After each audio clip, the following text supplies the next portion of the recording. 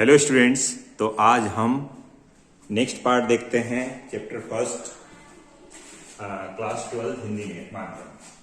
तो क्या है इसमें हम देखते हैं गुरुत्वाकर्षण तथा विद्युत बल में असमानता। समानताएं तो बहुत सारी होती हैं, जैसे कि दोनों ही इनवर्स स्क्वायर लॉ का फॉलो करते हैं। मतलब अगर मैं दोनों लॉ को लिखूं तो F या दोनों बल को लिखूं तो F बराबर 1/4πε0 Q1 Q2 upon R square है।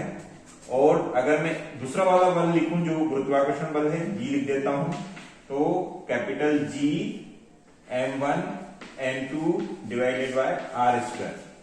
देखिएगा ये दोनों बल है, इसको हम स्थिर विद्युत बल भी कहते हैं। जो विद्युत बल है उसको स्थिर विद्युत बल भी बोलते हैं। ये आवेशों के गुणनफल पर डिपेंड करता है, ये द्रव्यमान के गुणनफल पर डिपेंड करता है। ये inverse square law 1/r square को फॉलो करता है, ये भी 1/r स्क्वायर को फॉलो करता है। तो ऐसी बहुत सारी समानताएं दिख रही हैं, लेकिन कुछ असमानताएं होती हैं कि गुरुत्वाकर्षण बल तथा विद्युत बल में असमानताएं क्या है।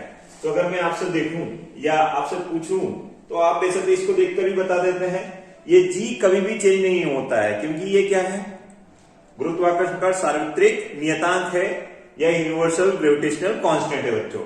लेकिन ये माध्यम पर डिपेंड करता है, तो एक तो हम यहां से देखकर भी बता सकते हैं, बट मैंने कुछ पॉइंट्स में लिखे हैं, फिर इनको समझ लेते हैं। गुरुत्वाकर्षण बल केवल आकर्षण प्रकृति का होता है, जबकि विद्युत बल आकर्षण तथा प्रतिकर्षण प्रकृति का होता है। मतलब अगर हम कोई दो वस्तुओं की बात करें, वो उनके द्रव्यमान के गुणनफल पर डिपेंड करता है, और एक द्रव्यमान दूसरे द्रव्यमान को हमेशा आकर्षित करेगा, अट्रैक्ट करेगा, लेकिन कभी भी प्रतिकर्षित नहीं करेगा। लेकिन जब हम बात करते हैं आवेशों की, तो एक आवेश दूसरे आवेश को क्या करता है, आकर्षित भी कर सकता है और प्रतिकर्षित भी कर सकता है। कब आकर्षित करेगा, if both charges are both charges are unlike, तब वो क्या करते हैं, आकर्षित करते हैं। और अगर वो लाइक नेचर के हैं, एक जैसे नेचर के हैं, तो वो रिपल करते हैं, प्रतिकर्षित करते हैं। आई होप समझ में आ गया होगा।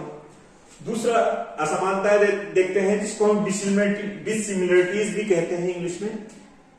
दूसरा देखें तो क्या है, गुरुत्वाकर्षण बल माध्यम की प्रकृति पर निर्भर नहीं करता है। मतलब कोई सा भी माध्यम हो, उसकी जो स्ट्रेंथ है, जो उसका परिमाण है, मैग्नीट्यूड है, वो सेम रहे।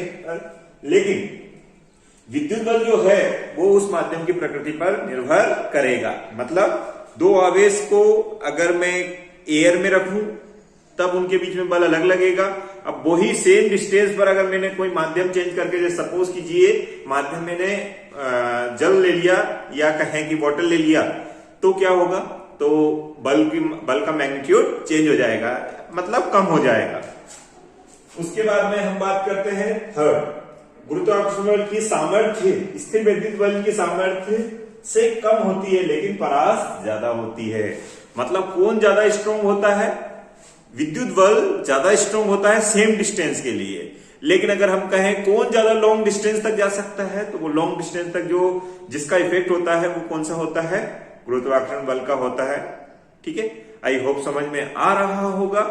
और ये स्पेशली दो आवेशों के बीच में लगता है, ये दो द्रव्यमानों के बीच में लगता है। समझ में आ गया बच्चों? Okay, so we understood what dissimilarity between gravitational force and electrostatic force.